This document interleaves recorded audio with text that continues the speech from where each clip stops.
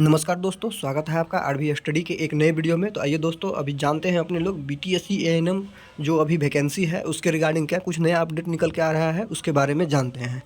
Video शुरू करने से पहले जितने भी मेरे प्यारे भाई बहन हैं और जितने भी नए मेरे व्यूअर हैं सभी को रिक्वेस्ट है कि प्लीज़ ज़रूर चैनल को आप सब्सक्राइब कर लीजिए, क्योंकि इस केस के रिगार्डिंग कोई भी अगर नया अपडेट निकल के आता है वो भी ऑथेंटिक, हवा में नहीं, ऑथेंटिक न्यूज़ अगर निकल के आता है तो मैं आप लोगों के लिए सबसे पहले कवर करके लाता हूँ। आज बहुत बड़ी बातों पे आप लोगों के बीच मैं डिस्कशन करने आया हूँ और इससे आपको बहुत ज़्यादा जानकारी मिलेगी। तो चलिए वीडियो शुरू करते हैं। उम्मीद करते हैं कि आप लोगों ने चैनल ज़रूर सब्सक्राइब कर लिया होगा।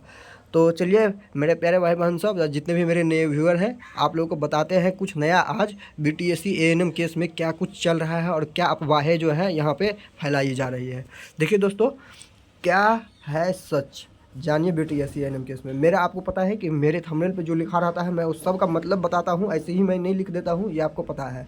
तो देखिए क्या है सच बीटीएससी एएनएम केस का, ठीक है। तो यहाँ पे देखिए अभी कैविटी नंबर होता है, ठीक है। अभी एसएलपी नंबर नहीं दिया गया है, आपको बता दे रहा हूँ। एसएलपी नंबर अभी नहीं दिया गया है, कैविटी नंबर अभी सिर्फ दिया गया है, प्रोसेस में है, वो सीबीटी वालों के द्वारा, ठीक है, सीबीटी वालों के द्वारा। मैंने आपको प्रीवियस वीडियो में ये भी बताया था कि जो सुप्रीम कोर्ट है, माननीय सुप्रीम कोर्ट जो है, वो सुप्रीम कोर्ट जो है फैसला को चेंज भी कर सकते हैं। ये मैंने आपको प्रीवियस वीडियो में बताया था। और मैं ये अपने लिए नहीं बोल रहा हूँ, ये मैं किसी का पक्ष या विपक्ष में नहीं बोल रहा हूँ दोस्तों। इस बात को आप जो है गौर से समझिएगा और सोचने का कोशिश कीजिएगा। बहुत सारे लोग मतलब ऐसे कुछ बोलते हैं उल्टा पुल्टा, तो मैं आपको बता दे रहा हूँ कि मैं ये खुद नहीं बोल रहा हूँ। मैं कौन होता हूँ किसी के पक्ष या विपक्ष में बोलने वाला। क्योंकि आप अगर किसी को अपना जो है एम्पायर मान चुके हैं, और एम्पायर यहाँ पे कौन है, अब सुप्रीम कोर्ट में मामला जाएगी तो एम्पायर सुप्रीम कोर्ट है, तो जो वो फैसला देगी उसके आधार पे ही कुछ होगा दोस्तों। मेरे कहने या नहीं कहने से कुछ नहीं होगा। और मैं जो बोलता हूँ वो आपको पूरे विद प्रूफ हिस्ट्री के साथ बोलता हूँ। तो ये जो मैं बता रहा हूँ कि केस का फैसला जो है चेंज हो सकता है, तो ये चेंज हो सकता है, ये पहले हुआ है, इसीलिए मैंने बताया। मैं अपने तरफ से नहीं बोल रहा हूँ, ठीक है। तो ये मैं आपको बताते चलूँ। तो ऐसे मत बोलिएगा आप लोग कि किसी के पक्ष या विपक्ष में बोल रहे हैं या भौंक रहे हैं। मैं भौंक नहीं रहा हूँ, जो हुआ है वो मैं आपको रियलिटी बता रहा हूँ। अगर रियलिटी बर्दाश्त नहीं हो रही है तब तो कोई बात ही नहीं है दोस्तों। या कोई अगर आपको ये बोल रहा है कि हम जो है आपको जीत दिलवा देंगे, हम ही सुप्रीम कोर्ट है। अगर अभी देख रहे हैं कि सोशल मीडिया पे दो पक्ष बट गया है, जैसे लग रहा है कि मतलब युद्ध लड़ रहे हैं, ऐसे थोड़े होता है दोस्तों। क्योंकि अगर कोई आपको बोल रहा है कि हम जितवा देंगे आपको, तो वो कौन होता है जितवाने वाला। आपको फैसला तो पहले आने दीजिए सुप्रीम कोर्ट का, वहाँ पे केस जाने के बाद। अब तो केस जाएगी ही वहाँ पे, तो उसका फैसला आएगा उसी के बाद ना। अगर उसका फैसला आएगा तो जीतेगा तो कोई एक ही पक्ष, ये आप जानते हैं। अगर सरकार से निगोशिएशन होगा तो मान लीजिए कि दोनों पक्ष के हक में कुछ ना कुछ जाएगा, लेकिन अगर सुप्रीम कोर्ट में जाएगा तो वहाँ पे तो किसी एक पक्ष को ही होगा। अगर दो पक्ष रहेगा तो उसके बाद तो किसी न किसी पक्ष का हार या जीत होना है। तब जो ये लोग आप लोगों के साथ आके खड़ा हो रहे हैं, बोल रहे हैं कि मैं जितवा रहा हूँ, मैं जितवा रहा हूँ, दोनों पक्ष को बोला जा रहा है और दोनों पक्ष को मतलब एक्सट्रीम किया जा रहा है, तो बताइए हारने के बाद उस टाइम में ये जो व्यक्ति आपके साथ ऐसा कर रहा है खड़ा रहेगा और वो क्या जवाब देगा आप लोगों को। इसीलिए देखिए, कोई भी अभी कार्य जो चल रहा है इस वैकेंसी के रिगार्डिंग, वहाँ आपको सोच के समझ के थोड़ा संयम बरत के थोड़ा संयम से काम लेना है, ठीक है दोस्तों। क्योंकि देखिए, अगर मैं भी कह दूँ आपको कि सुप्रीम कोर्ट में जो है बीटीएससी जो सीबीटी क्वालिफाई किए हैं वो पास कर रहे हैं, ठीक है, मैं ये बोल दूँ कि सुप्रीम कोर्ट में भी वही फैसला रहे, मैं ये बोल दूँ, किसी के पक्ष में बोल दूँ, और कल को ये हो कि सुप्रीम कोर्ट के जो जज है वो, मैं जानता हूं कि मेरे हिसाब से वो कानून के जो है बहुत अच्छे ज्ञाता है और मेरे से बढ़िया डिसीजन वो दे सकते हैं, ठीक है। वो सुप्रीम कोर्ट में बैठे हुए हैं, ऐसे नहीं बैठे हुए हैं। इसीलिए मेरा मानना कुछ गलत हो सकता है, लेकिन वो जो देंगे वो सबके लिए सोच समझ के देंगे दोस्तों। इसीलिए आप लोग थोड़ा जो है संयम से रहिए और किसी के बहकावे में मत आइए, ठीक है। चलिए अब आगे बात करते हैं, ठीक है दोस्तों। अब आगे की मुद्दा की बात ये करते हैं कि जैसे कि देखिए कि मेरे थंबनेल पे लिखा हुआ है, क्या लिखा हुआ है कि डबल बेंच और सिंगल बेंच का जो हम मामला क्या होता है। तो ये मैं आप लोगों को समझाने के लिए अभी आप लोगों के बीच आया हूँ, ठीक है दोस्तों। सिंगल बेंच और डबल बेंच का मामला क्या होता है ये समझाने के लिए। तो देखिए दोस्तों, सिंगल बेंच का जो मामला होता है इसमें होता है जैसे वेल वगैरह होता है और क्रिमिनल एक्ट जो होता है जिसमें 10 साल का कम का प्रावधान सब रहता है, जैसे नॉर्मल चीज़ जो होती है उसके लिए। और जैसे कोई बड़ी भी चीज़ हो तो उसमें पहले जो हेयरिंग के लिए जाता है वो सिंगल बेंच में जाता है, ठीक है दोस्तों, वो सिंगल बेंच में जाता है। मैंने इसमें सिंगल बेंच नहीं लिखा है, लेकिन मैं आपको बता रहा हूँ कि सिंगल बेंच में जो है वो नॉर्मल मामले जितने भी होते हैं, जो बड़ी इश्यू नहीं होती है, वो जो है सिंगल बेंच के लिए जाता है। डबल बेंच में कौन सी मामला जाता है ये मैं आपको बता रहा हूँ, गौर से सुनिएगा। डबल बेंच में वो मामला जाता है जैसे अगर कोई क्रिमिनल केस हो, ठीक है, क्रिमिनल केस है और सज़ा उसको कितना हो गया, 10 साल से ज़्यादा का सज़ा हो गया। 10 साल से अगर ज़्यादा का सज़ा हो गया तब वो किस में जाएगा, तब वो डबल बेंच में जाएगा।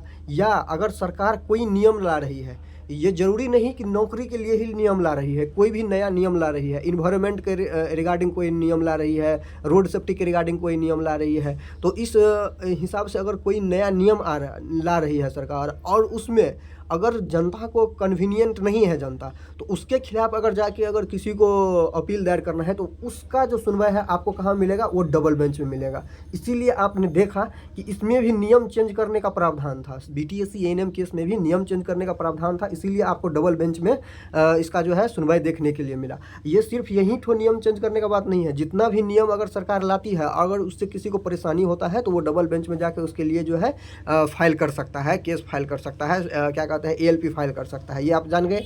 अब आपको बताते हैं कि फुल बेंच क्या होता है और जहाँ पे कौन सी मामला सुनी जाती है, तो गौर से सुनिएगा। देखिए फुल बेंच में जो है सबके वैसे मामला को सुना जाता है जो सबके लिए हित में हो, ठीक है। जैसे अभी एएनएम का जो मामला है, एएनएम का मामला तो सबके लिए हित में नहीं है, ये किसी पार्टिकुलर जो स्टूडेंट है, वो स्टूडेंट में भी सब स्टूडेंट नहीं, पार्टिकुलर जो स्टूडेंट है उसके लिए है ये मामला। तो उसके लिए अगर ये मामला है तो ये तो फुल बेंच में कभी नहीं जाएगा। फुल बेंच में सिर्फ उसी मामला को सुना जाता है जो सबके हित में हो, या कोई ऐसा नया कानून आ रहा है जो सबको इफेक्टिव करता हो। ओवरऑल कहने का ये मतलब है सरकार के द्वारा लाई गई वो कानून जो सबके लिए इफेक्टिव हो। जैसे आपने देखा था कि 3 तलाक का, 3 तलाक भी वैसा ही था कि बहुत पूरे एक वर्ग को जो है इफेक्ट कर रहा था, उसको भी फुल बेंच के द्वारा जो है फैसला दिया गया था, सुप्रीम कोर्ट में दिया गया था।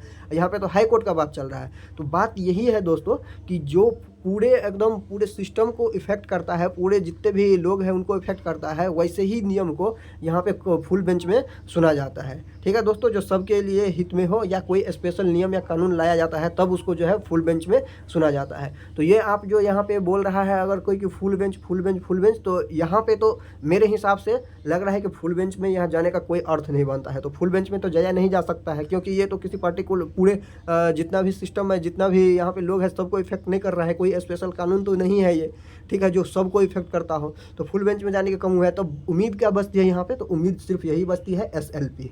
एसएलपी मतलब अब आप जाइए कहाँ, सुप्रीम कोर्ट। तो अब सुप्रीम कोर्ट जाना पड़ेगा। अगर इतने दिन तक जो सरकार जो मौन धारण करके रखी हुई है, पता नहीं सरकार करना क्या चाह रही है, लेकिन ये जो सोशल मीडिया पे चल रहा है कि फुल बेंच में जाएगा, फुल बेंच में जाने का सरकार को कोई राइट ही नहीं बनता है। मैंने आपको बता दिया कि ये कैसे कैसे होता है, ठीक है दोस्तों। और यहाँ पे देखिए सही गलत क्या है, सही गलत अगर आप अभी डिसाइड कर लीजिएगा तो फिर सुप्रीम कोर्ट में जाने का कोई फैसला ही नहीं है। सुप्रीम कोर्ट जा रहे हैं आप, तो सही और गलत डिसाइड करने के लिए आपको थोड़ा वेट करना पड़ेगा। वहाँ पे आपके और हमारे कहने से कुछ नहीं होगा दोस्तों। जितने भी मेरे प्यारे भाई बहन हैं सब कान खोल के सुन लीजिए, हमारे और आपके कहने से कुछ नहीं होगा। वहाँ पे एविडेंस चलता है, ठीक है, और एविडेंस चलने के बाद वहाँ पे जो कागजी जो साक्षात्कार होंगे और जिसके पक्ष में हमारे माननीय सुप्रीम कोर्ट को लगेगा कि न्याय इधर है, तो वहाँ उसको वो फैसला सुनाएंगे, ठीक है। तो अभी आप लोग थोड़ा संयम बरत कर रहिए। कोई अगर आपको बोल रहा है कि हम जितवा देंगे, ऐसे आपको पता चल रहा होगा कि बहुत ऐसे ग्रुप बन गए हैं कि दोनों पक्ष में अपना अपना लीडर है, होना चाहिए लीडर, ठीक है, और वो एक्सट्रीम भी कर रहे हैं कि हम जीत रहे हैं हम जीत रहे हैं। वो ठीक है, जो कार्य कर रहे हैं वो बात ठीक है कि वो सबको लीड कर रहे हैं अपने अपने हक के मांग के लिए, लेकिन ये कहना कि मेरा ही जीत है, हम जीत ही रहे हैं, ऐसा जो है ऐसा मेरे हिसाब से थोड़ा गलत होगा। तो इसके लिए थोड़ा वेट करना पड़ेगा अगर सुप्रीम कोर्ट में मामला जाती है तो ये कुछ नई जानकारी थी दोस्तों, जो आप लोगों को सोशल मीडिया पे बहुत इधर उधर जो गुमराह हो रहे थे। मैंने सोचा कि मैं आप लोगों को पूरे डिटेल्स में बढ़िया से बता दूं कि सिंगल बेंच, डबल बेंच और फुल बेंच क्या होता है। उम्मीद करते हैं आपको जो जानकारी है पसंद आई होगी। तो मिलते हैं नई वीडियो में नई जानकारी के साथ। और यहाँ तक अगर वीडियो देख लिए हैं तो प्लीज़ वीडियो को ज़रूर से आप लाइक और शेयर कीजिएगा, चैनल को ज़रूर सब्सक्राइब करके रखिएगा दोस्तों, इसी प्रकार के इन्फॉर्मेटिव वीडियो पाने के लिए।